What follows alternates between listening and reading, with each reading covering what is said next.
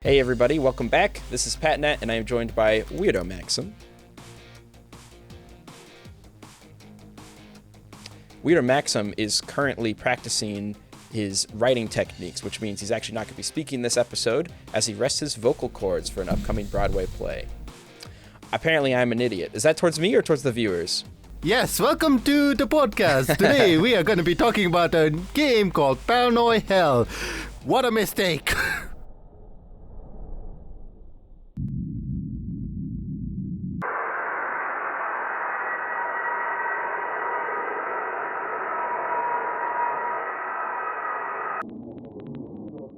PARANOIHELL. Yeah, that's it's quite a graphic game. At least I wasn't prepared for the level of gore that was associated with it. But in all honesty, I think for the most part it was pretty stomachable, right?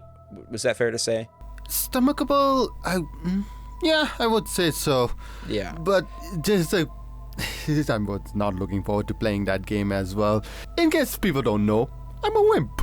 I'm a scrub. I do not like horror games. So whenever I see horror games, I always think about ghouls and blood and jump out scares. This game had all of them. It did. Yeah, I've never been a big fan of horror games as well. It's not so much. I don't think the fear factor affects me so much, but I do think the slowness factor starts getting to me. People who have watched the show already know that I typically like my games a little bit quicker. And this game definitely had some slower tones to it, but also I think I was relatively engaged with the gameplay most of the time. I think we should start off with maybe the presentation, just because it's very interesting. I think that's maybe the most interesting thing about this game. Almost 8x8 pixel art style, or maybe 16x16. I'm not an expert, but with that style, you're kind of limited to what you can visually show, and this game kind of takes it an extra step by having a lot of post effects happening, like the screen warping, things almost blurring like an arcade cabinet on the sides of the screen, and it really aids the uneasy feeling throughout the whole game. And I think it helps when you have a limited amount of resources, you usually go pixel art style because it's not super graphics intensive. But when you have all those post effects added onto it, it no longer feels like, more of a crappy looking game. It feels pretty lively. And I think that's probably the most interesting part about this game is the different visual effects that they use. And then of course there's the jump scares too. How did you feel about the jump scares? Were the jump scares getting you, or? I mean, from how much I played, I have seen like 2-3 jump scares, I want to say. Right. There was one at the very beginning when they say to... Actually, I probably shouldn't say it just in case, but you'll see jump scares, and then it's like... I really don't like jump scares. I think it's a cheap way of making horror, in my opinion.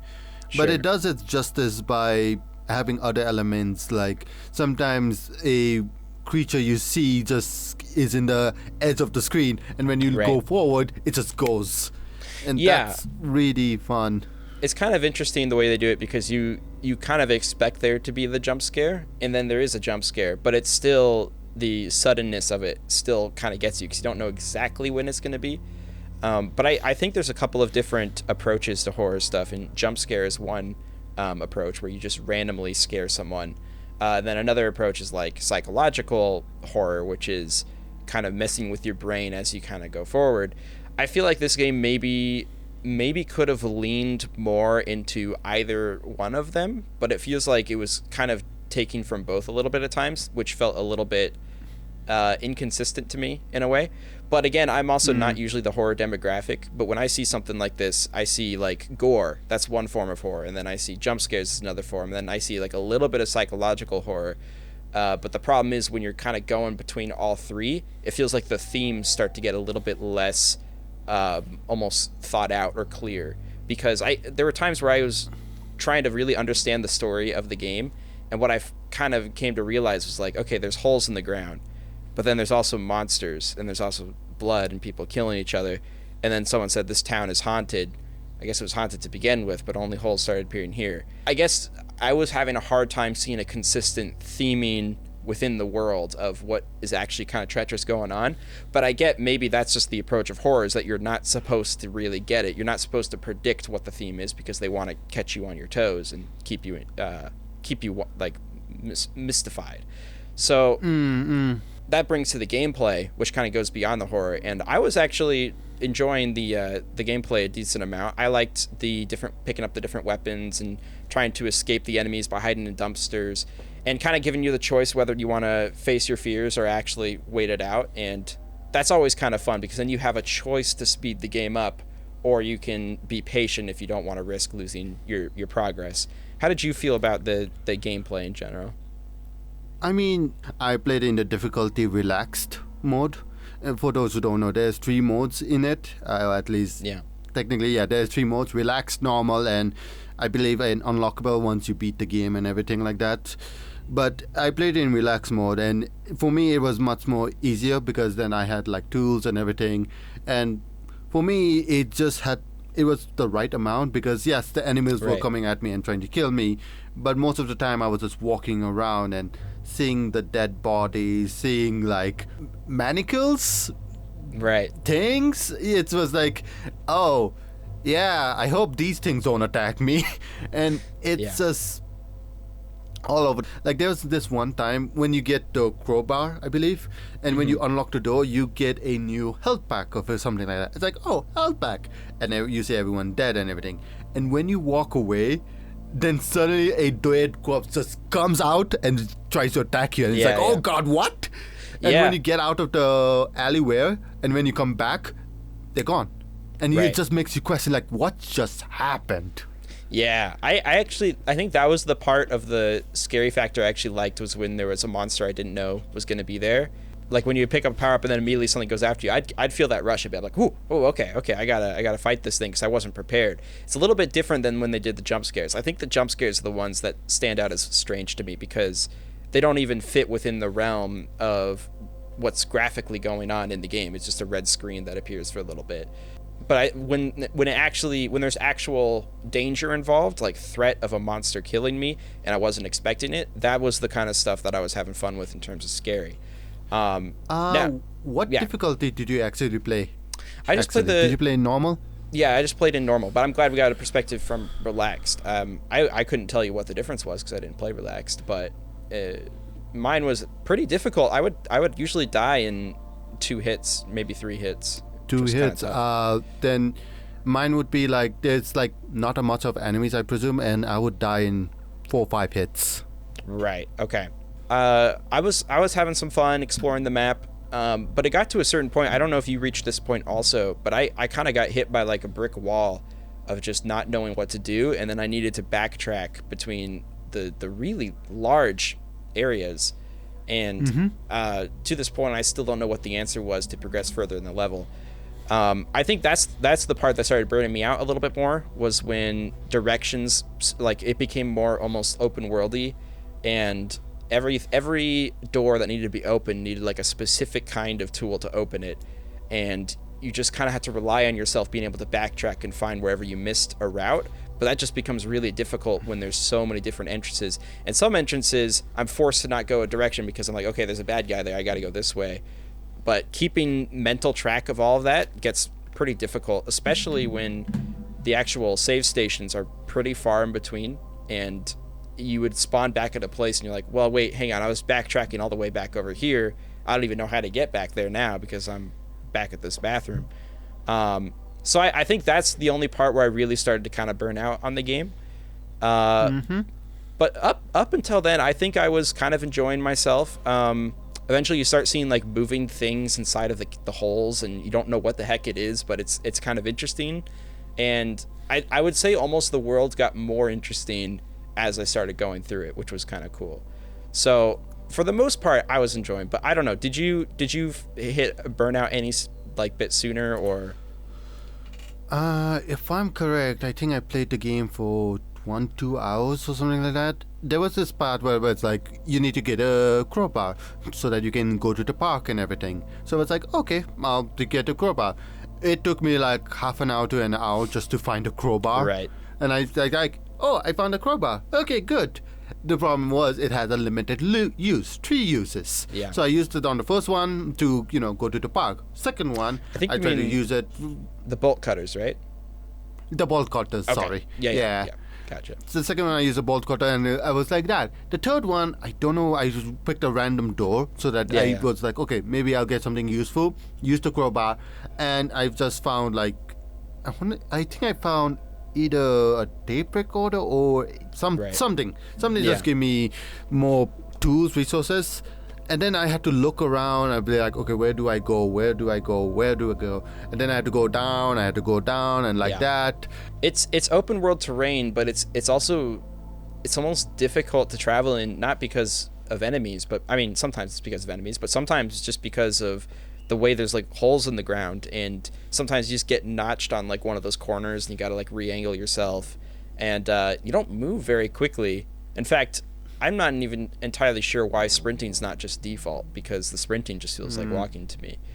And the fact that you have to hold down sprint the entire time is a little bit annoying. But yeah, I think that's where the game just starts slowing down for me, is when you've already killed the enemies in certain areas, and when you need to backtrack, there's no longer anything that's distracting you from the fact that you got to walk a long mile to get to places.